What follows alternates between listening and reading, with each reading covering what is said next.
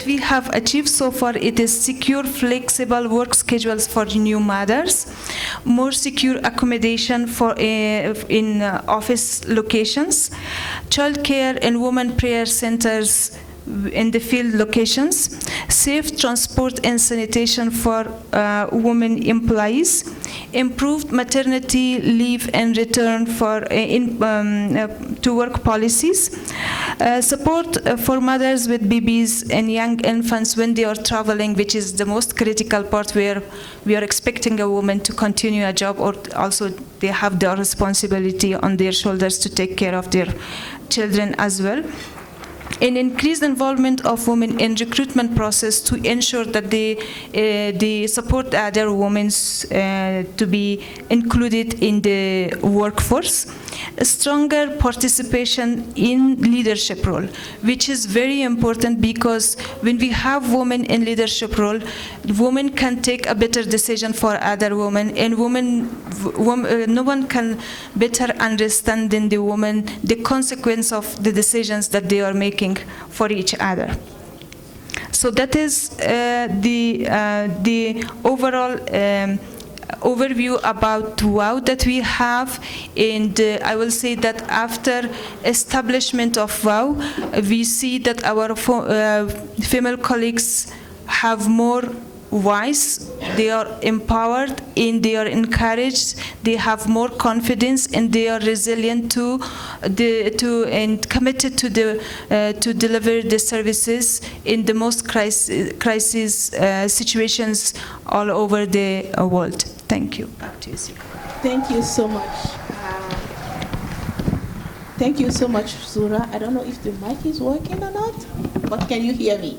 Yes. Thank you.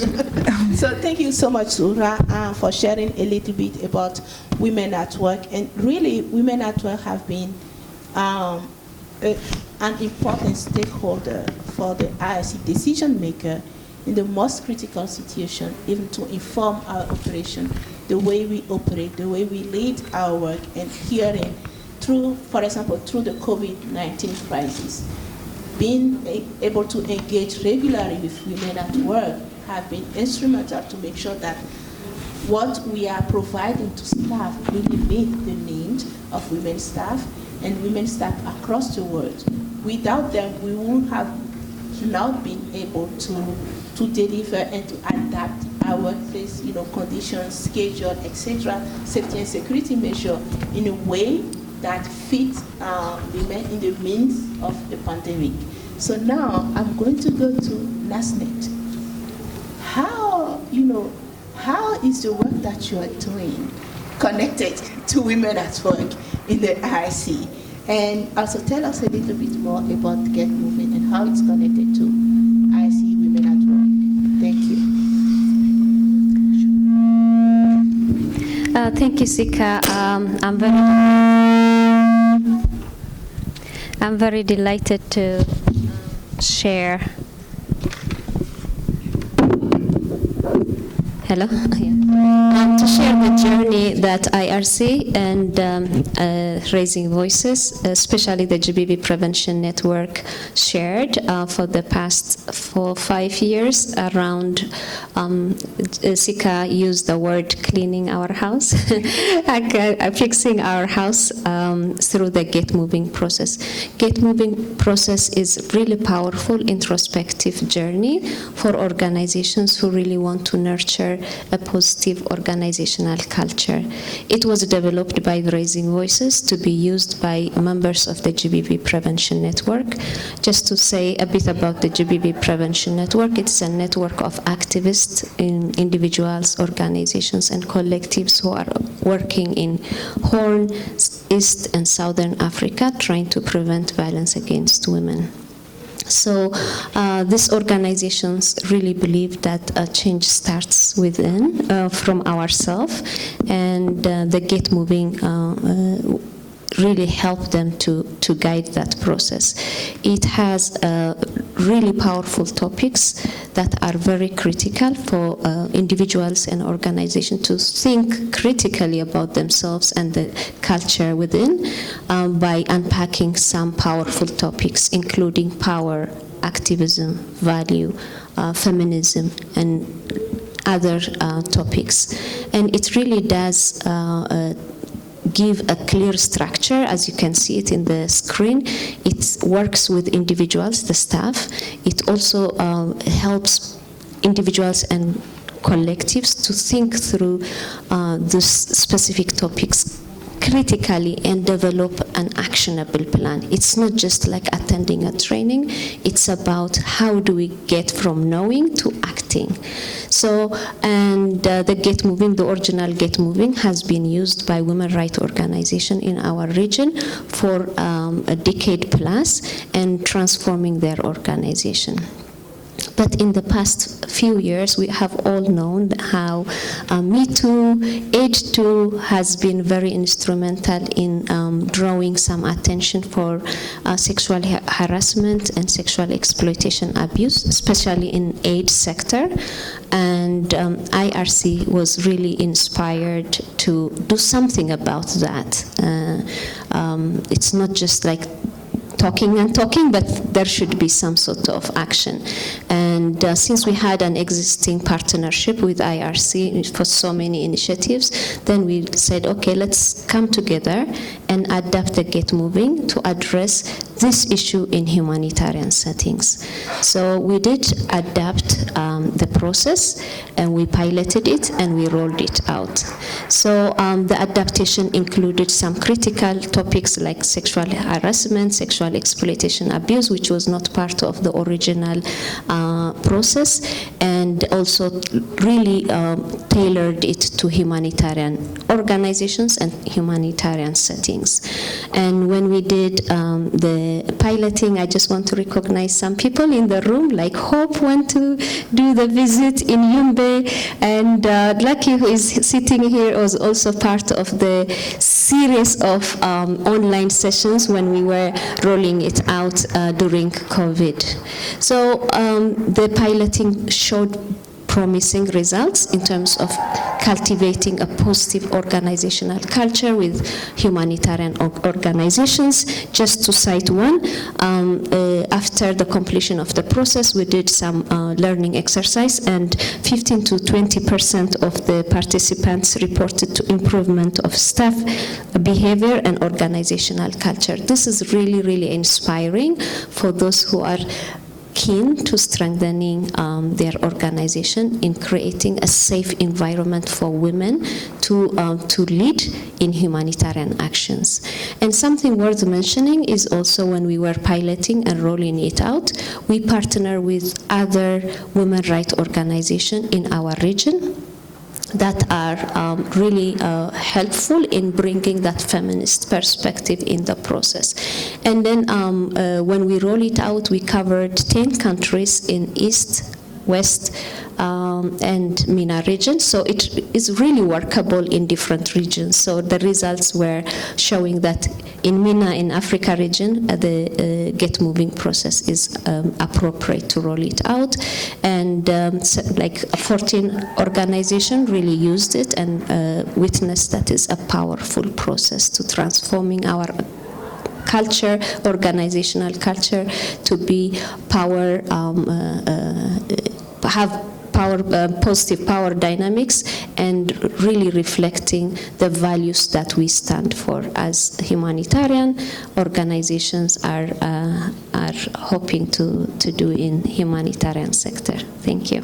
Thank you so much, Nasnet, for your partnership and the incredible work that you have helped us to at the IRC. What Nasnet forgot to mention is that through the piloting and the rolling out, we have, translated Get Moving into French and Arabic as well. So the resources are available in 3 languages, and the resources are also available online.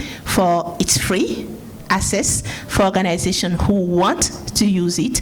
And you are also, we want to make sure that we are expanding and giving opportunity to women staff everywhere, not only in the IRC, not only with Women Network in Raising Voices, to be able to experience and for staff to experience the organization to transform their organization culture. So if you are interested in Get Moving, you are free to reach out to Raising Voices, to IRC. We are also happy to support your organization through adapting and rolling out in your different contexts.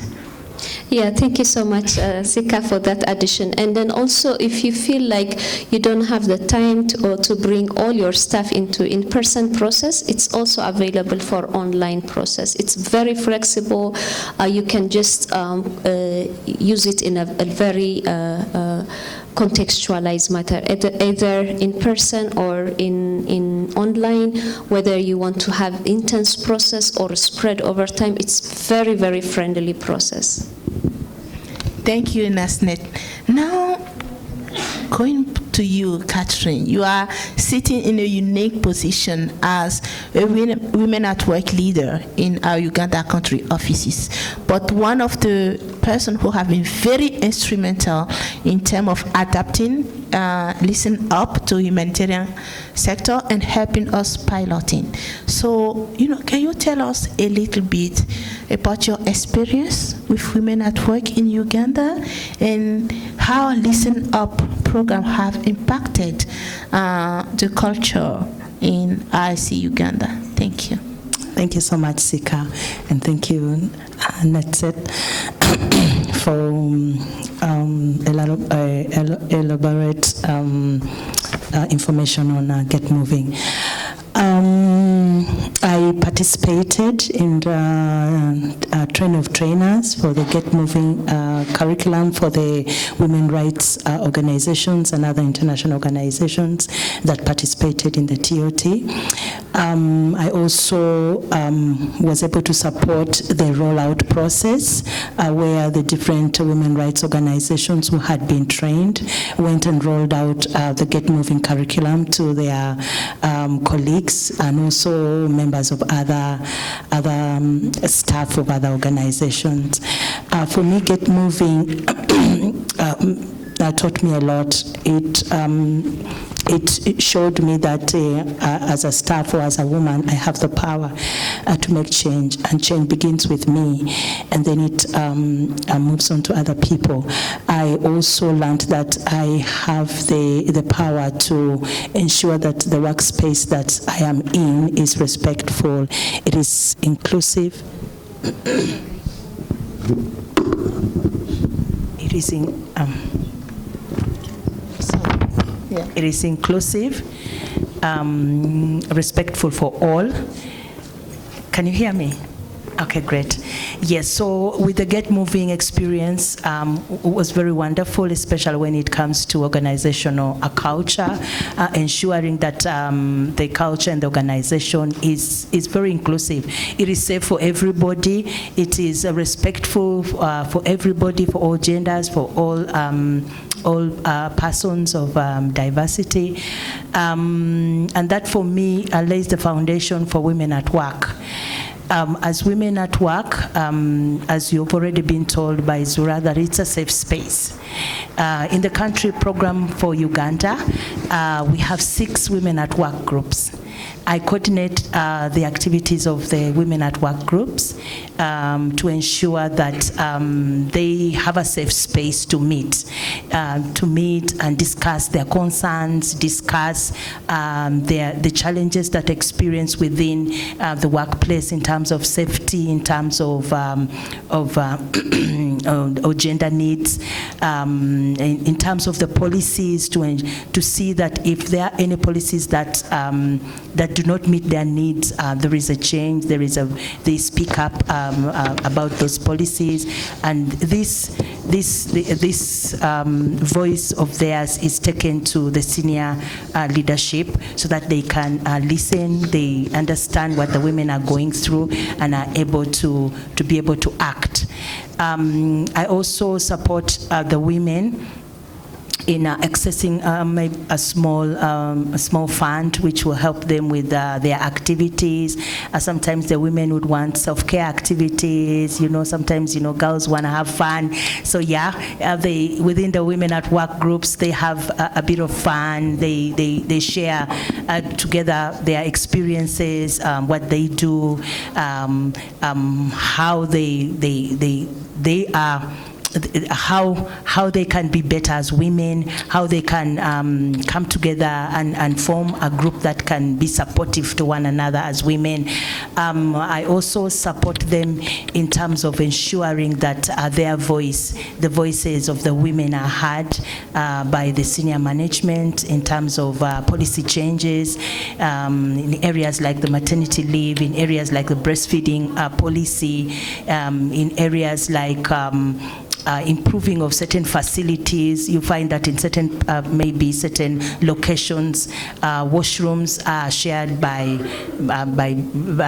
all. I mean, all genders are using the same washroom. If the women feel uncomfortable about it, then we are able to ask the leaders to be able to do some kind of separation or improvement of those facilities. Maybe in certain areas they don't have breastfeeding rooms. We ensure that we have the breastfeeding rooms available. We have, or maybe the baby rooms are available for women so that they can be able to comfortably do their work, but also be able to take care of their babies. Thank you. Thank you, Catherine. We will be very soon heading into the Q&A session. I have a couple of additional questions for our panelists, but we want to make sure that we share the space and the power with you in terms of which aspect of this conversation we would like them to dig deeper into. So you can take a moment to get back to your meeting mentor, and you can post any question that you have for the panelists, and they will show up on the screen, and we'll take them as they are coming in. So while you are doing that, Catherine mentioned that Women at Work is a safe space, but you also make sure that you are heard by power. I will say that Women at Work is not only a safe space, but also a brave space, because they challenge power, they challenge the status quo to transform. And that, I'm sure, comes with challenges. And I want to hear Zuhra. Tell us a little bit, what are the challenges that you have been confronted with and that you are confronted with as Women at Work member, but also as Women at Work leader in your country office. Thank you. Sure. I think it is, I will share two challenges that we have been facing. The first challenge was women believing on ourselves.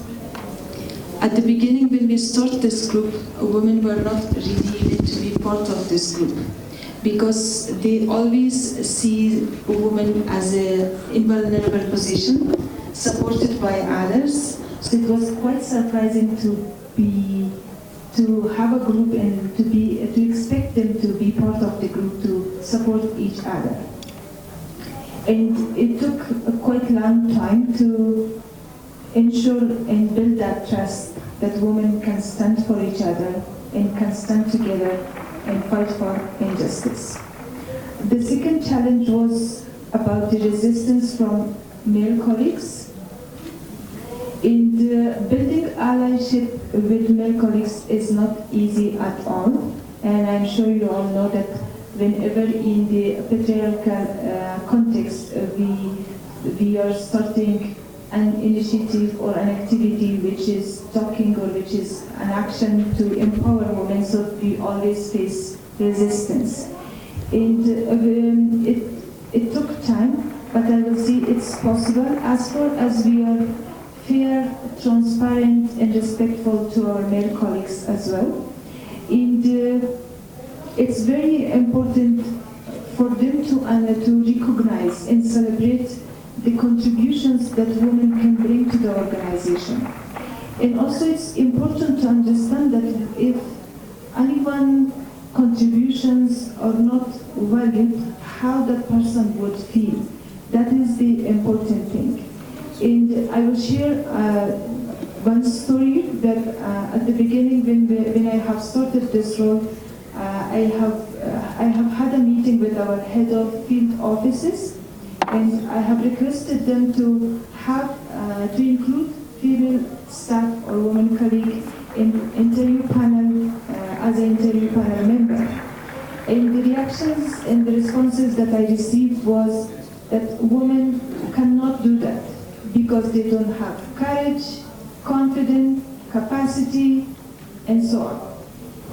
And today I will say that whenever that male colleague going on leave, he's always assigning a female colleague as an acting for himself. So that is the change that women at work can bring. And it is very important to do not, sometimes the gender equality, empowering women, perceived in a way that we are against male colleagues, which we don't have such a aim. It is and it's never, and it's not an intention at all.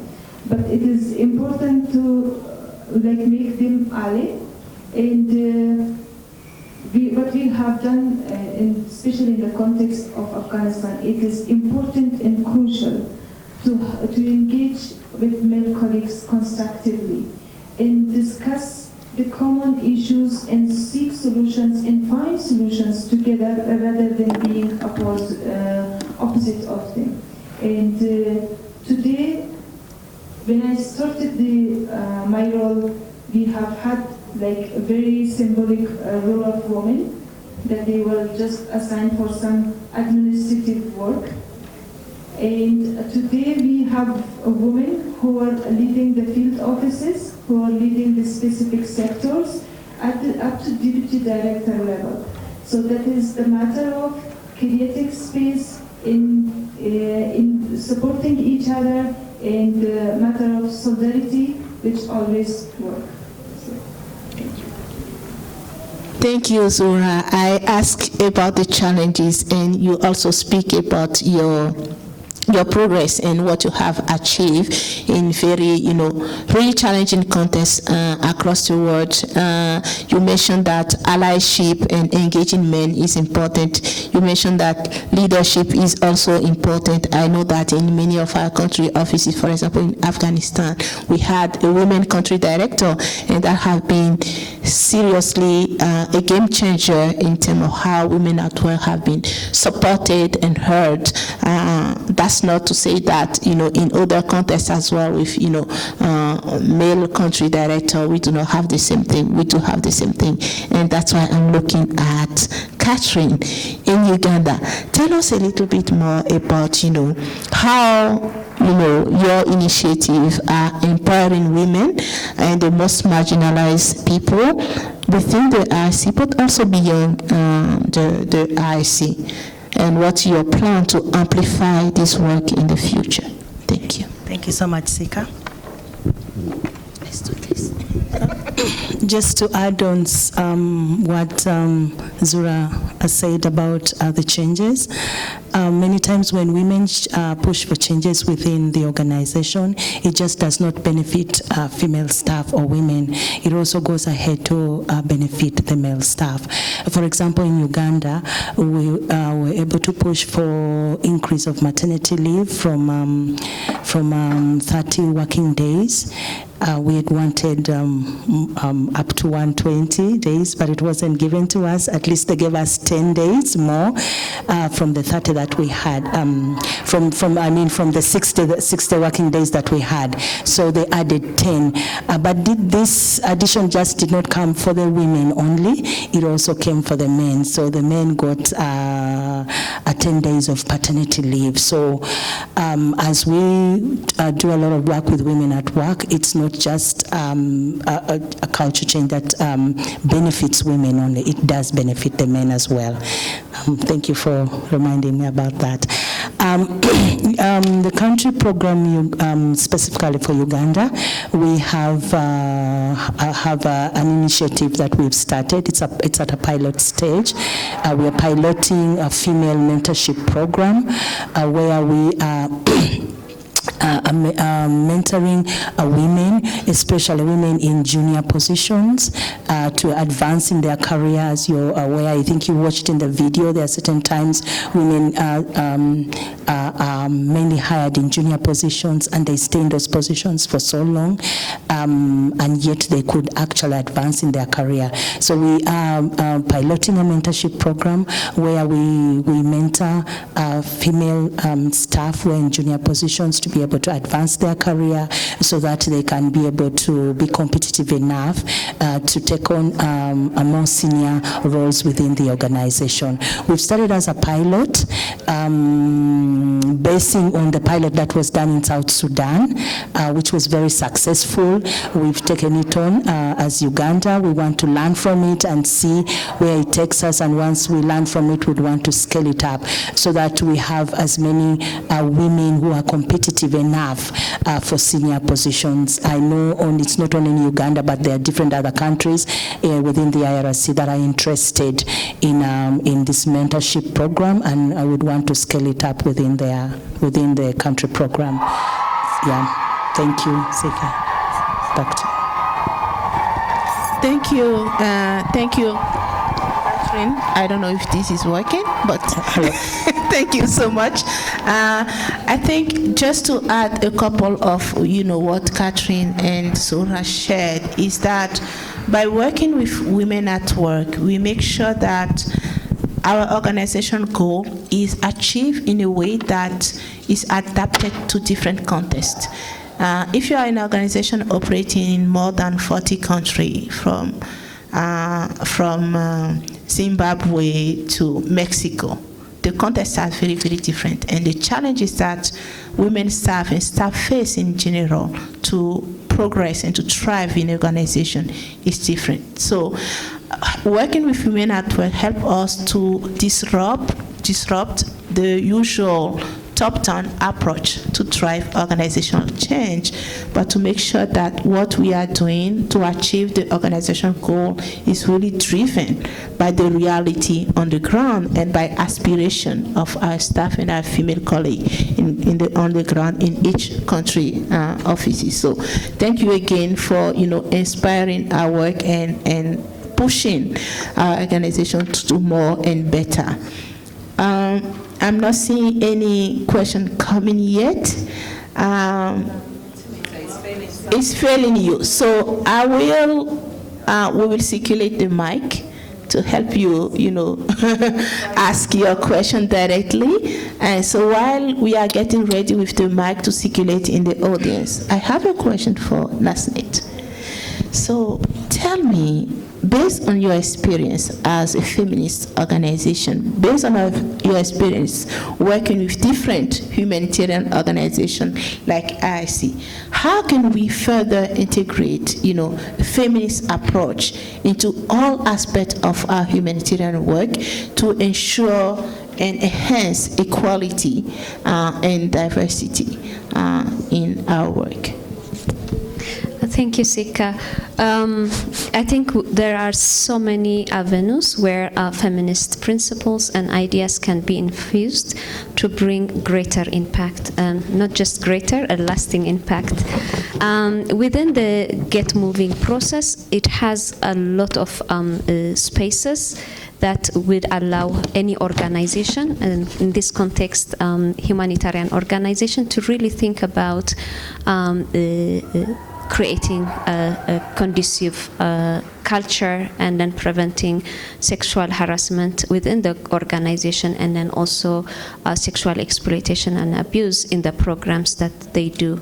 So organizations, I think almost every organization has a space and a structure, but the topics or the content that we discuss or we bring into the space really matter. So if we really bring this feminist idea and principles into those structures and spaces, it will be a really good opportunity for an organization to think about this and then not just think and talk about it, but also say, like, how do we translate these ideas and that are emerging from our discussions into action? So that is the most important thing.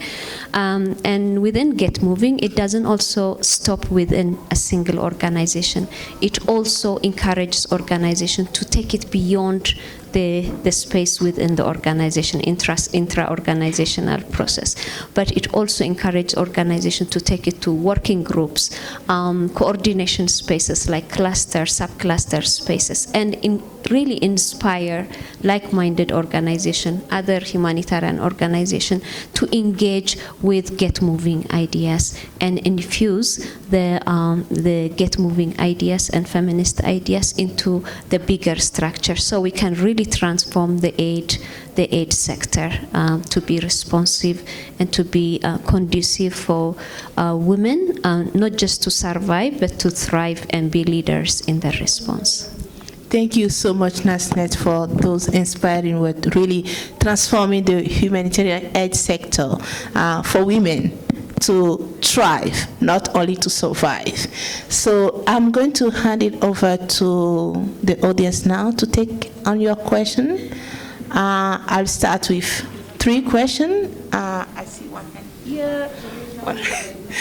Sorry, so a lot of hands. I'll take 3 by 3. So we'll do this, and this. Okay. Please, and please introduce yourself and before you ask your question. Thank you.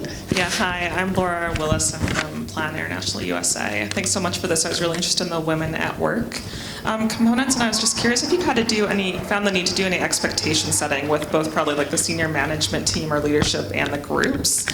I often find like there's a lot of enthusiasm and advocacy that you want to get done, but it's not always immediate that things can be taken up. And have you run across that friction, or have you done any work in that regard? Thank you. Okay. Yeah, thank you for that question. Yes, what happens here is that we, like for Uganda, we have a national lead who actually is part of the senior leadership. So that person, she's a female. She's the one who normally gives the concerns, the voice of the ladies in the different meetings when they have meetings with the senior leadership. So that person is the go-between. Yes, there are times when things delay, we have to wait, but at least we know that there's somebody pushing for the voices of the ladies and ensuring that she represents the women's voices until at least some action has been done. And of course, she brings back that feedback to the women of the discussion and the way forward. Thank you. Thank you. And just to add to Catherine's point, is that one of our accountability measure in our Gender Equality, Diversity, and Inclusion Action Plan is to check on how many requests of women at work have been fulfilled in each country office every year.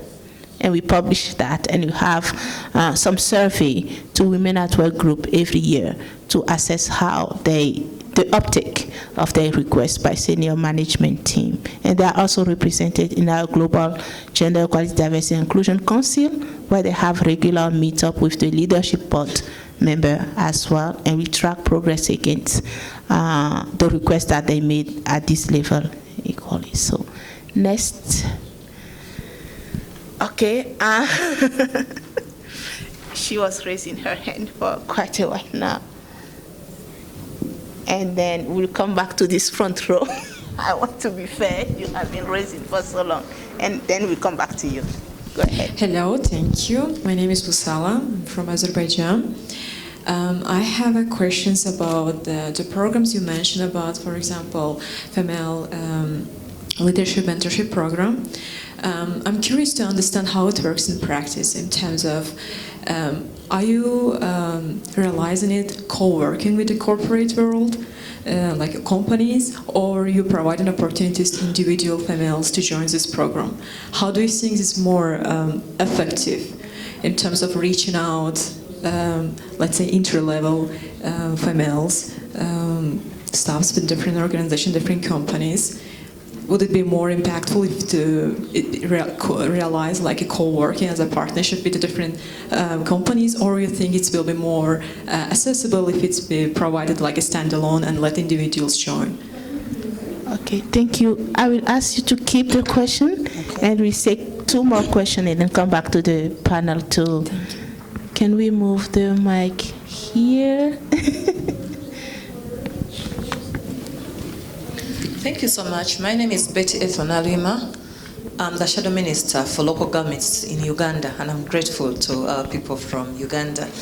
My question, Director, because I'm at Parliament, but for 15 years I've been at local governance. So I wish to know, currently, much as we've not been knowing so much and we've not been met, but this is a great opportunity. Are you also working with the different local governments in the country? And let's also know whether you've managed to link up with us parliamentarians. What's the contact point so that we're in position to work together once again to help out those other women who don't know how to go about these matters? I'll be so grateful. Thank you. Okay, I will ask Nasnet to keep this question and she will answer to it. Yes, please. Merci beaucoup. Je m'appelle Mam Gueye Diop. Je suis députée à l'Assemblée nationale du Sénégal. Et je voulais savoir exactement quelles sont les conditions d'adhésion à IRC, mais aussi s'il existe déjà au Sénégal. C'est juste la question que je voulais poser. Merci. Ok, merci beaucoup. Je vais garder cette question pour moi. Yes, here, and then we'll go behind. Thank you very much. My name is Sandra Nise. I work in talent management at Total for People based here in Rwanda. It's good to hear about what the panelists talk about, and we are sure that we meet after this session and learn how we can implement it in our organizations. My question is about how do you influence the recruitment process? Someone talked about how you also influence not only the ladies who are already in the organizations, but how do you influence the recruitment process for the gender equity in the organizations? Thank you. Thank you. I will stop this round of questions and go to Zura with this last question to answer to this question, and then I will come back to the other 2 questions that are outstanding. So the question about the recruitment, it's very important, like especially when we see the very difficult context, not like, I'm not talking about the easy context, like in Afghanistan. The most important thing is, like, if you want to include a woman as a panel member, so the first thing is that the candidate should feel comfortable that they are here, because if you have men only in the panel, so they will be not feeling comfortable to pass the interview as they will when there is a woman. And the second thing is about the cultural context, because there is a lot of people who are against women working in the NGOs, and they have a very wrong assumptions about that. So when they see a woman in the panel and they see the work environment is safe, so they might be able to encourage other women to apply for a job, because this is important, and they see that the environment was very respectful. And the other thing is about when we are recruiting male and female women and men, it's very difficult to find with the same potential and with the same capacity of men and women, because women have very less or limited opportunities at the country level, and even most of the time from parent sides, it's more encouraging. They are more encouraging the sons to be educated and to get a better job rather than women. And so in that case, we are trying to say that when we have female candidates, so we can have, like, if the male candidate have 100 score, the female candidate have 95 score, then we will still give the opportunity for female candidate to be recruited, because we will never be able to find the candidates who compete the male, because they have more opportunities. And other thing is about the more important thing is about the on-the-job training and mentorship, because we never want to compromise the quality of work with having the more female in the workforce. That's also matter. So we are trying to have a better mentorship program that once the women hire and during the 3 months or 4 months, they will be able to compete the male colleague at the same quality. And the other option is, because it's very easy in that context to say that women will not be able to find the job. And what we are trying to do, we circulate that vacancies to the different sources. It's not like one online way of circulating the vacancies to ensure that we reach to each and every woman, and among the other networks to ensure to have them in the job, in the task force. And the most important thing is that most of the time we are hearing the managerial positions, leadership positions are not made for women because they will face complications. They will be dealing with the clients. It needs a lot of courage and confidence. So in that case, we never accept, while we are targeting the positions that we want a female or a woman to be recruited in this position, we are tasking our colleagues to find a woman, not to just go around and say it's not possible.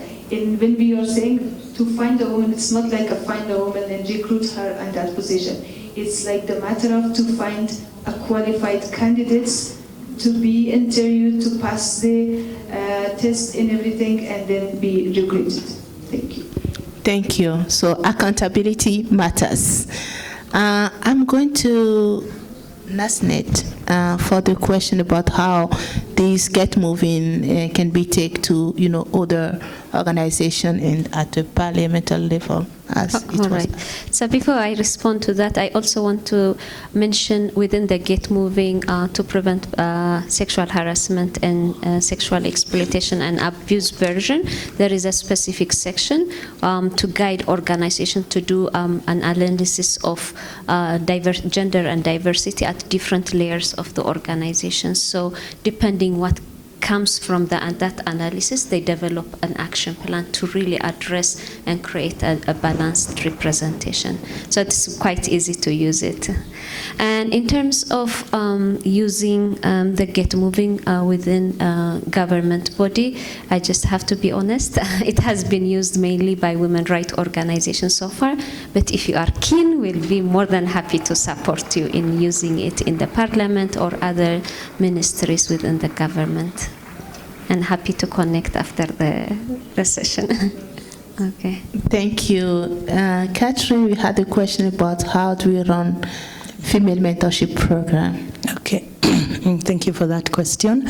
What happens is that we identify mentees within the organization, depending on the positions that I hold, mainly the junior positions, from the different sectors, programs or operations, and we work with their supervisors to actually identify those who they think will benefit from the mentorship. But also, when they're identified, we request that they accept to go through the mentorship program.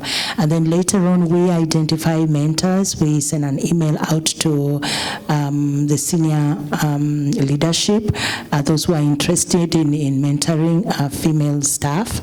They write back to us and let us know that they are interested, and it's both genders. It can be male, it can be a female staff, but they should be at the senior leadership level. So because we want people with expertise, with experience, and then we do match them with the female staff, depending on the expertise that they bring on board. And later on, after the matching, we do a training for both the mentors and the mentees. These mentors, I've already mentioned, both male and female, but they can be in country within the organization or the region. So for Uganda, we have both IRC staff who are mentoring, who belong to the country program, but we also have others who are within the region in countries like Kenya and Zimbabwe and in the Middle East. As long as they have the expertise, the will, and the time, it's very important that they agree that they do have the time to meet at least once a week and have a discussion on the areas that they would want to mentor the mentee in. I don't know if I've answered your question. Okay, thank you. Thank you, Catherine. And the last question was about IRC operation in Senegal. We currently do not have operation in Senegal, but our regional West Africa office is in Senegal. We are an NGO, not a civil society organization that have individual membership. So the only way to join the IRC is to work with the IRC or to volunteer to support our work and in support of people who are affected by humanitarian crisis. I know that you are waiting to ask your question, so we are going to do another round of it's hard for me to choose. We still have 25 minutes. So what we are going to do is that we are going to go row by row, starting, someone already have this mic here. We take 3 questions here, we come back here and take 3 questions, come back there and take 3 questions. So let's start with my left. Yeah. Sorry. Désolé. Bonjour tout le monde. J'ai 2 questions. Désolé d'aller en français. Hein.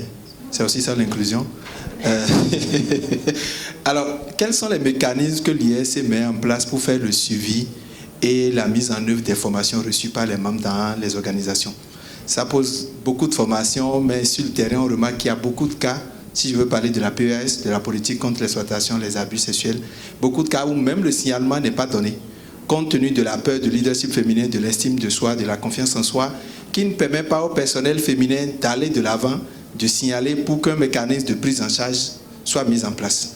Ça, c'est ma première question. La deuxième question, quels sont les critères pour être volontaire ou participer aux sessions de renforcement de capacité? Et puis, comme la députée du Sénégal, est-ce que l'IRC intervient dans les pays de l'Afrique de l'Ouest, notamment le Bénin, le Togo, la Côte d'Ivoire, d'où je viens? Merci beaucoup.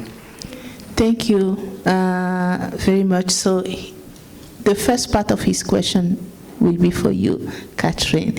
It's about how we ensure that there is what staff are getting through Get Moving is actually implemented on the ground. How do we ensure that staff, female staff, can actually report when they are confronted with, sexual exploitation and abuse system, and how do we follow up on that? So keep that question really warm, and we'll come back to it. And the second part of his question, I will answer to it in French. Next question, please. Okay. Okay, thank you very much for giving me the floor. Hi, everyone. My name is Ekasi Lundu, and I am glad to be here. So my question goes with regards to the whole program as well. Might be a cumulative problem is that, sorry if I come back on things that have already been discussed. I would like to know how you manage resistance.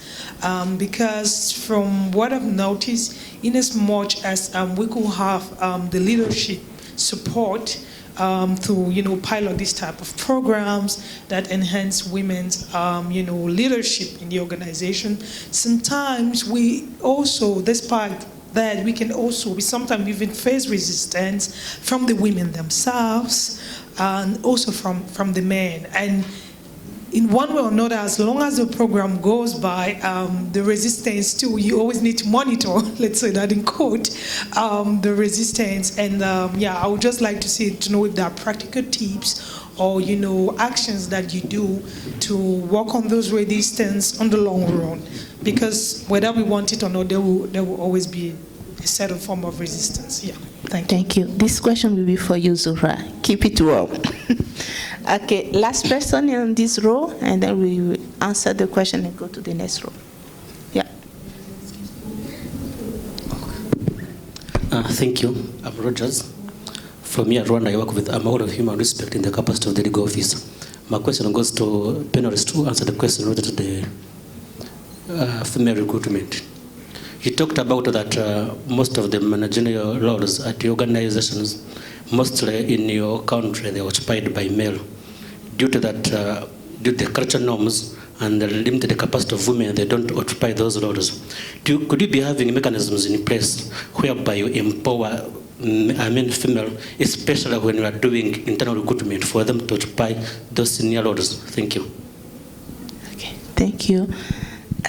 It's a question about recruitment and how do we, I'm not sure, can you repeat your question? Please.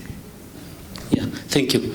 She stated that due to the cultural norms and the limited capacity of women in their country, most of women, they don't occupy managerial roles, and that leads to the senior roles to be occupied by male. So I'm wondering, in as far as women empowerment is concerned, could we be having mechanisms in place at your organization, specifically in your country, whereby in case you are doing internal recruitment for those roles to be occupied by female? Okay, thank you. So let's answer those three questions before we get to the middle row. I'm going this time to start with you, Catherine. Yes, thank you, Sika. I think the question was around how do women report concerns. As IRC, we have safeguarding policies, policies that enable, give us information on how then we can report safeguarding violations, and sexual harassment is one of those violations that IRC has zero tolerance around. So we have a reporting mechanism. We ensure that women or all staff are aware of the reporting mechanism, where they can report, how they can report the different channels. We have, we make sure the channels are safe. The channels are a variety that anyone can be able to choose depending on their need. We have anonymous reporting. You have an email where you can anonymously report any violation of or any case of sexual harassment. So yes, women are encouraged to report if there are any violations, and not only women but all staff. Thank you. Okay, thank you, Catherine.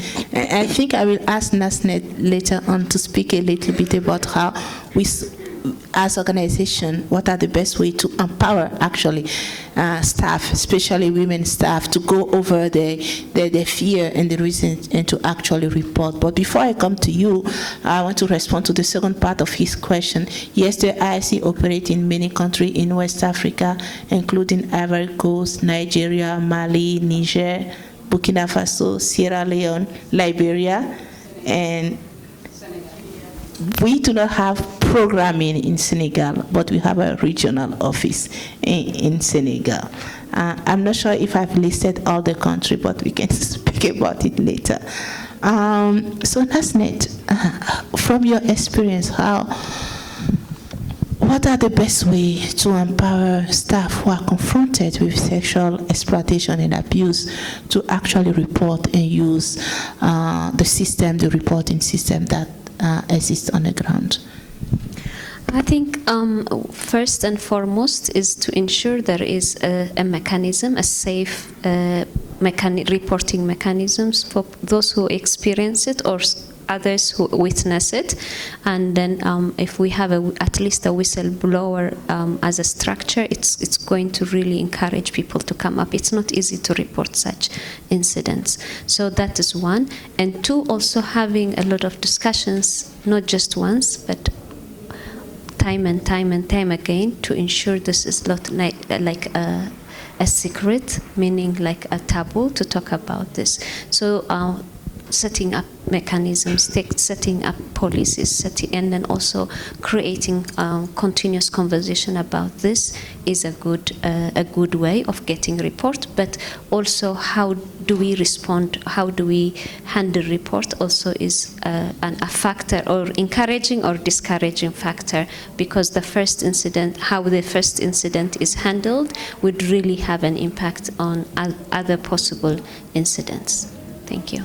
Thank you. Thank you so much, Nasnet. Over to you now, Zura, for your question about... I had two questions. Thank you. The first question was about resistance. And from my experience, I would say the first thing is to tackle the problem and to understand the situation. We always receive or face resistance.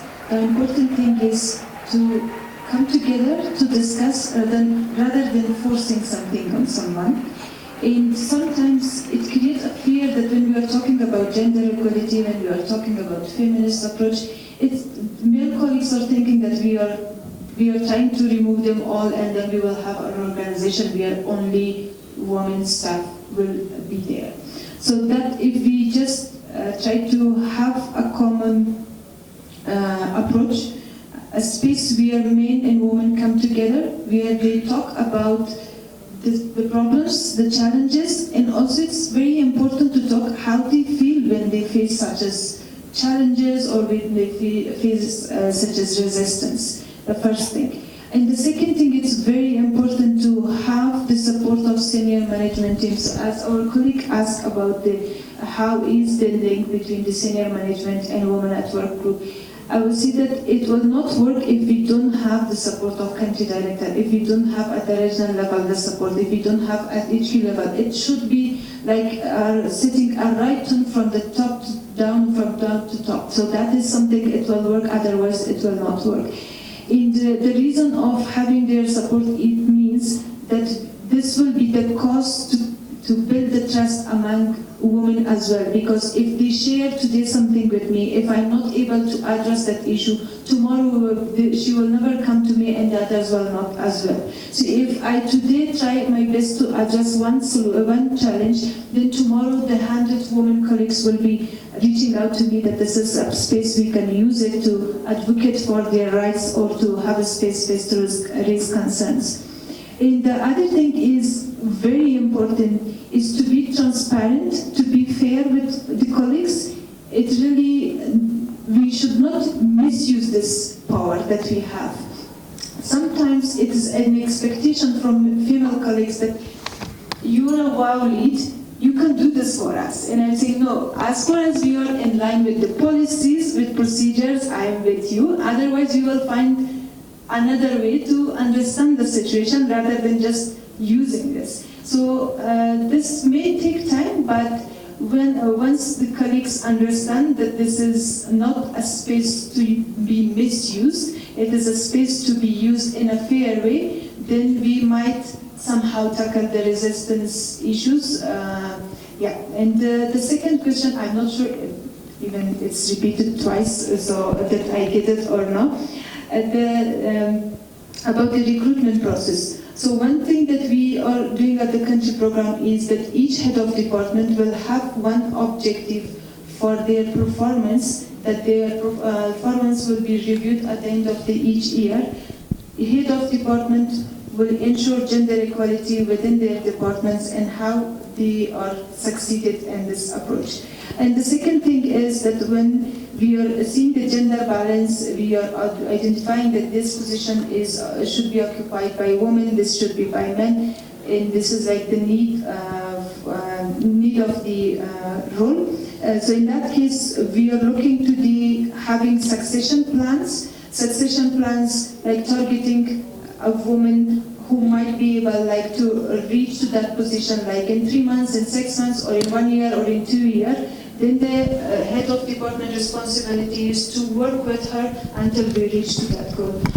So that is also playing a very key role. And also, as Katrin mentioned about the mentorship program, so mentorship program is also something that we are working on that to have female staff in more leadership positions. And once they get their position, so like my position, it should be always filled by another woman. We are not going to have, if I'm not around, to be filled by a male colleague. This is the way that in such a difficult context we are still able to keep the gender balance. Thank you.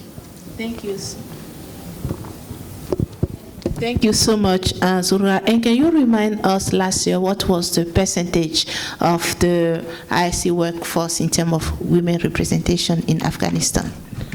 It was 43%, and we were over 7,000 staff. And there was one survey has been conducted in the UN, and compare UN with all the UN agencies that are operating in Afghanistan. They were 18% female staff, and we as one IRC were 43% female staff.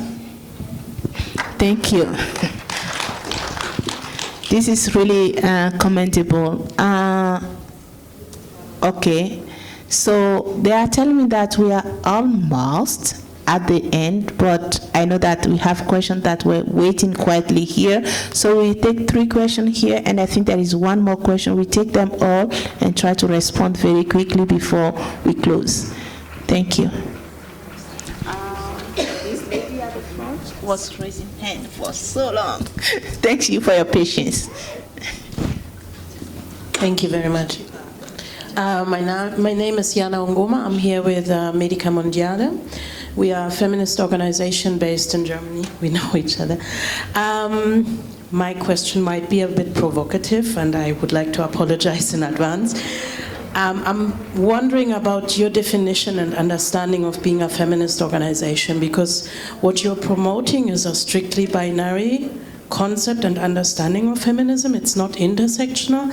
And I would have expected something more. Thank you.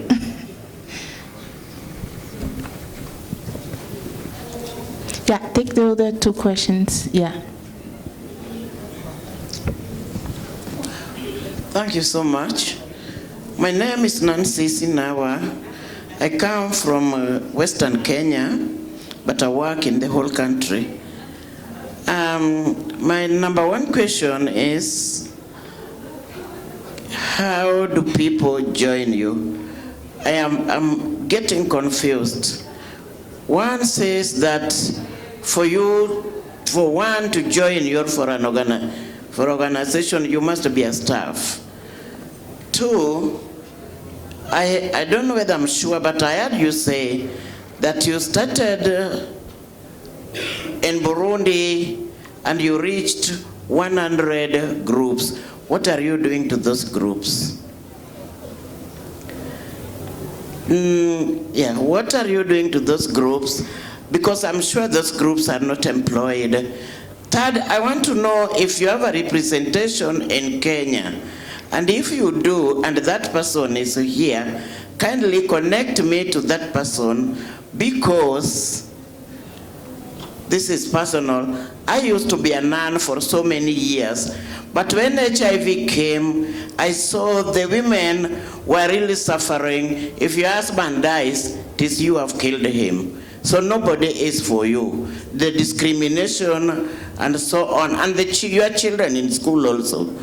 So during those days, HIV and AIDS was a disease for sinners, but I came out.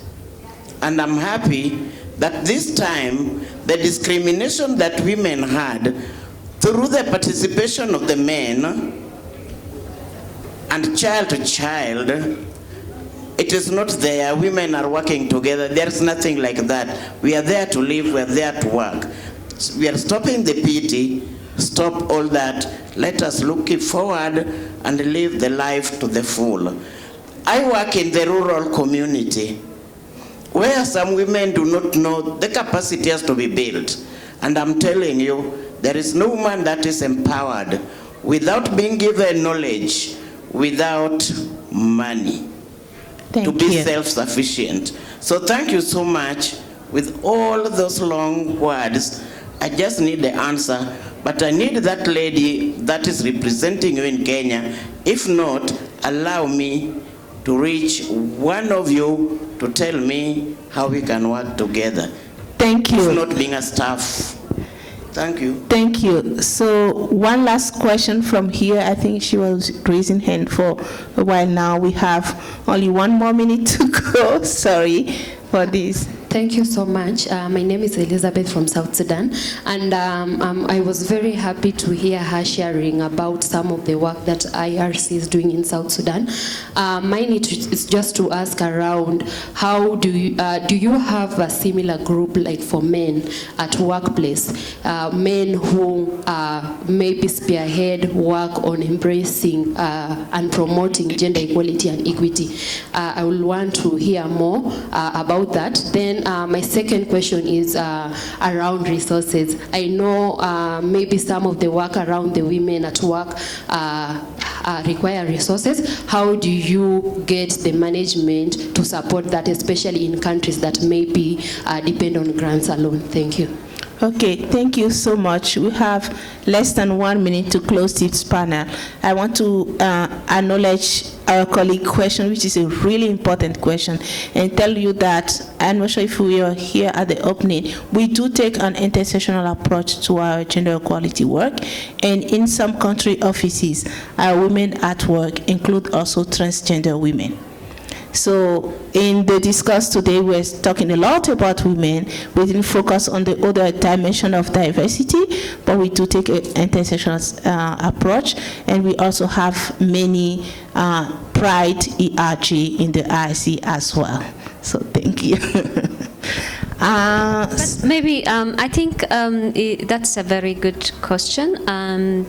It might not be like quite articulating the diversity, but there is a section within the Get Moving process around diversity and encouraging people to think about sexual and gender identities so that they can have, it's not quite silent, but it could be more articulative.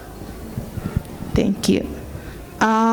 We are at time, and I'm really sorry if we are not able to answer all the questions that have come here. We are in Kenya, and if you look at your left hand, the lady in red is based in Kenya. The lady after her is also based in Kenya. So we have a lot of staff from Kenya. But I would like, before I close, I would just like to hear one last word in 15 seconds from each of you.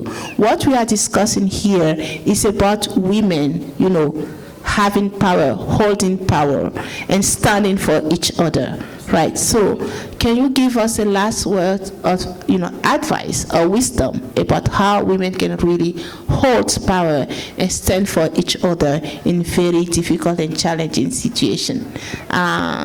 15 seconds each. Okay, thank you. I hope I can make it in 15 seconds. But yes, as women, to hold power, I think we need to speak up.